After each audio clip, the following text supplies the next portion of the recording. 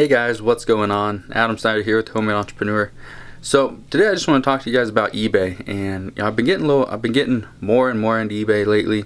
I took a little bit of time off on eBay only because Amazon FBA was going so well, and when I say was going so well, it still is going extremely well. But Amazon was starting to get bigger and bigger. My eBay business was starting to take a back seat, so I actually let it just go. And was that a mistake on my part? Maybe it was, maybe it wasn't. I don't know. But I have started to get back into eBay, so I wanted to give you guys 5 tips on getting started with eBay. Even if you've been in the eBay business, eBay game for, say, 10, 15 years, or even, 1 month, I don't know. The tips are pretty much the same. They can help you out, so make sure you watch the whole video, and yeah, let me know what you guys think.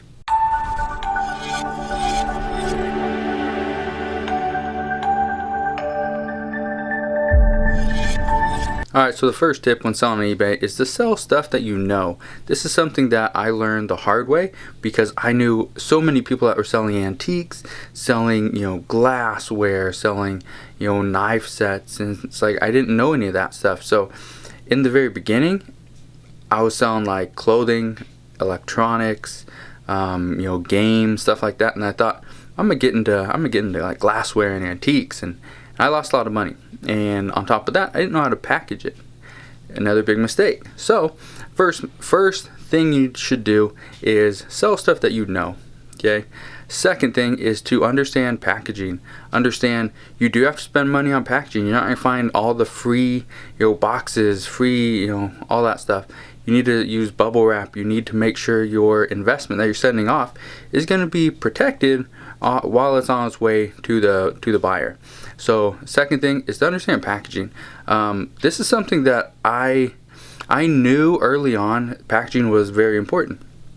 I didn't know exactly where to get it. So now I use Uline a lot. I buy stuff directly from Amazon, and that works out very well. I don't use like the free boxes that you find at Staples or Office Depot or things like that. I don't use those free boxes anymore. I used to, but then I realized that's actually cost me more money. So now I use a lot of poly bags. I use just the cheapest shipping that I can, and the reason I do all that is because it saves me money. Okay, that's the goal, is to make the most money as possible. So that's the other thing. So first tip, to understand what you're selling, to know the product. Second thing is packaging. Third thing, which is very important, is to keep listing. This is something that I set a goal for myself. I was going to list 10 new items every single day, and I did that. I did that for probably like 4 months, and my inventory got up. It was a decent amount of inventory. But then I realized my inventory is starting to sit. So now I don't have that goal of, okay, I need to sell or I need to list 10 items a day. What I do now is I need to sell X amount of products per day. And what I'm doing differently now than what I was doing before is, before I was listing as many products as I could, and I didn't care if any of them sold within the first few days or month or whatever. It was just, I'm gonna list all these products, hopefully they sell. If not, no big deal. I'll just keep buying more stuff, and eventually everything's gonna sell, or the majority of my stuff will sell.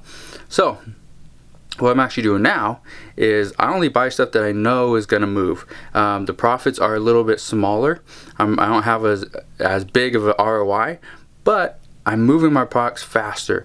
Usually my turnover, let's see, so the one haul that I had, I'm trying to think. So the one haul that I had 2 weeks ago, I believe. Yeah, it was about 2 weeks ago. The one haul I had about 2 weeks ago, I actually sold, it was 43 things, I think. So I bought 43 things. Out of those 43 things, 41 of them have sold so far in the past 2 weeks, which is great because I didn't get them listed probably for about 3 or 4 days. So they've been on Amazon on eBay for about 10 days, and the majority of them sold. So that's my strategy now, is just to move products, and that's been my strategy for a while. That's my strategy on Amazon as well. Is I don't care if I'm not making 200% ROI on a product. My goal is to just move inventory, and that's the key. As long as you can move inventory, you'll be just fine. Okay, so what number is that? 3, I think. I don't know. I think that's 3. Like I said, like a lot of you guys know, I don't write down all my videos. A lot of the stuff is just top of my head. Right now I'm sitting at home, or I was sitting at home. I was gonna watch some football on Sunday and do a couple coaching calls, and so that's what I'm doing. I'm just shooting a video for you guys. So fourth tip that I have for you guys. So first was knowing your product, knowing what to sell.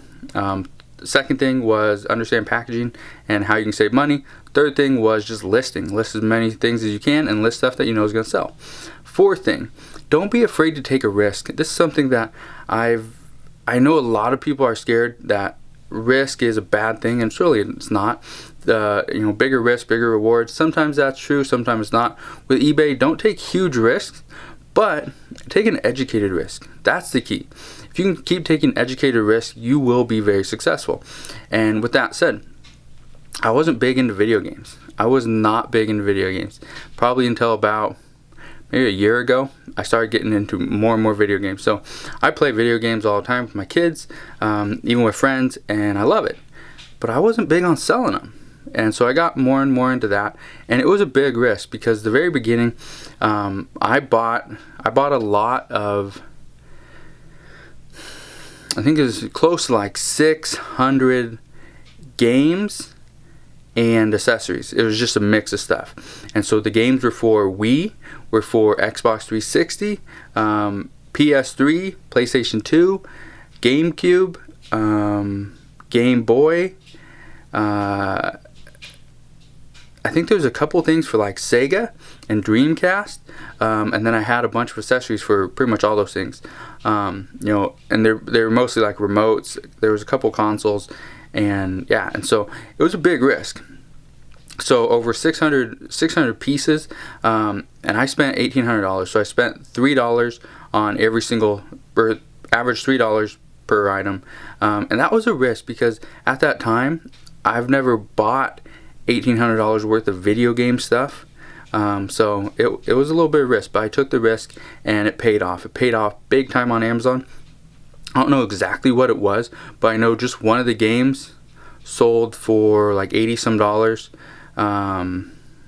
I'm not tell you what game it is, but so it sold for like $80 some, and there was a few others that were selling for like $50 to $60 a piece. So the games are out there, and these were used games too, not new. None of these games are new. Okay, so that's my fourth thing. My fifth thing is don't be afraid. eBay is a great platform. Now I got away from it, and I'm kind of kicking myself for that because it's taking a little bit more work now. But eBay is a great platform. So is Amazon. There's so many platforms out there that you can sell your inventory on and make a good amount of money. Now I love Amazon. I'm starting to love eBay again. It takes a lot of time. So there's other platforms out there. Don't be afraid to experiment. So I tried Bonanza. I tried that for like it's probably like 6 weeks, a little over a month, and it just wasn't for me. I didn't like it. I didn't like it as much. Now there's other people out there that really like it. It works. It complements their eBay business, which from what I hear, Bonanza is more for like antiques and stuff like that. I don't do a lot of antiques, like I said in the beginning of the video. So that it wasn't the platform for me. So I tried it, got out of it. There's other platforms out there. There's going to be new platforms coming in and out. So check them out, see if you like them, and kind of go from there. That's my fifth tip for you guys. So that's all I really got for you guys today. And selling on eBay, like I said, I love Amazon. I'm starting to like eBay a lot more. If you guys have any tips that I didn't cover, please let me know in the comment section below. If you're not yet subscribed to my YouTube channel, click that button, subscribe to my YouTube channel, and I'll see you guys on the next video.